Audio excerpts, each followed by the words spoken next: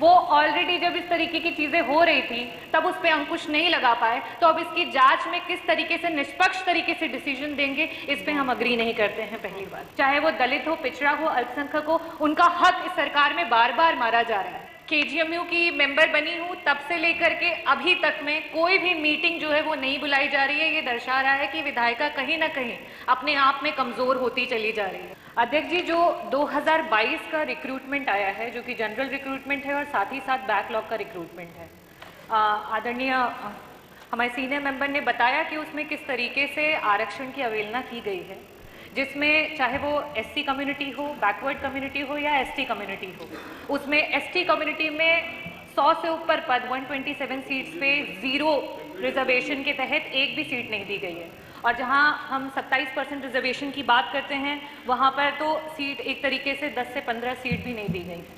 तो अध्यक्ष जी, मेरा ये कहना है कि ये मुद्दा विधान परिषद में भी उठाया गया था, और उसके अलावा भारतीय जनता पार्टी के बहुत सारे जो हमारे नेता हैं, केशव प्रसाद मौर्य जी, कौशल किशोर जी, ब्रिजलाल जी, गौरी शंकर वर्मा जी, और साथ ही साथ हमारे उप मुख्यमंत्री ब्रजेश पाठक जी ने भी इस मुद्दे पे बोला था कि इसमें एक्शन लिया जाएगा, और आपके कहने के बाद आर्टिकल 13 केजीएमयू के तहत एक कमेटी बनाई गई है जिसमें कि इस पे एक्शन लिया जाएगा।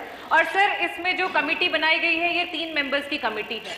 पहले जो मेंबर हैं वो सर डीजीएमई के पोस्ट पे हैं, जो कि ऑलरेडी इसके कार्यदायी संस्था के ऑलरेडी मेंबर हैं।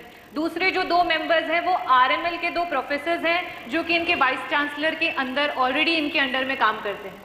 तो सर, जब जो 3 लोग इसमें मेंबर बनाए गए हैं आर्टिकल 13 के तहत इसकी जांच के लिए, वो ऑलरेडी जब इस तरीके की चीजें हो रही थी तब उस पर अंकुश नहीं लगा पाए, तो अब इसकी जांच में किस तरीके से निष्पक्ष तरीके से डिसीजन देंगे, इस पे हम अग्री नहीं करते हैं। पहली बात। दूसरी बात, ये जो भी कमेटी बनाए, क्योंकि ये बार बार इस तरीके के मुद्दे पहले भी हुए हैं और बड़ा ही संगीन मुद्दा है, जिस तरीके से पीडीए, चाहे वो दलित हो, पिछड़ा हो, अल्पसंख्यक हो, उनका हक इस सरकार में बार बार मारा जा रहा है। तो अध्यक्ष जी, एक वाइस चांसलर जो कि केजीएमयू की वाइस चांसलर हैं और साथ ही साथ उन्हें आरएमएल में भी डायरेक्टर का पद दिया गया है, क्या हमारे पास इतने लोग नहीं हैं कि हम उन्हें विभिन्न जगह पर रखें? और जैसे कि बताया गया कि आरएमएल में भी ये सिमिलर सिचुएशन हुई है, जब वो आरएमएल में डायरेक्टर के पद पे रहे और उस समय बैकलॉग की सीटें, जो कि नियमानुसार बैकलॉग की सीटें कभी भी ईडब्ल्यूएस के किसी भी कैंडिडेट से नहीं भरी जाती हैं, उसके बावजूद भी उसको भरा गया है। ये सरासर नाइंसाफी है।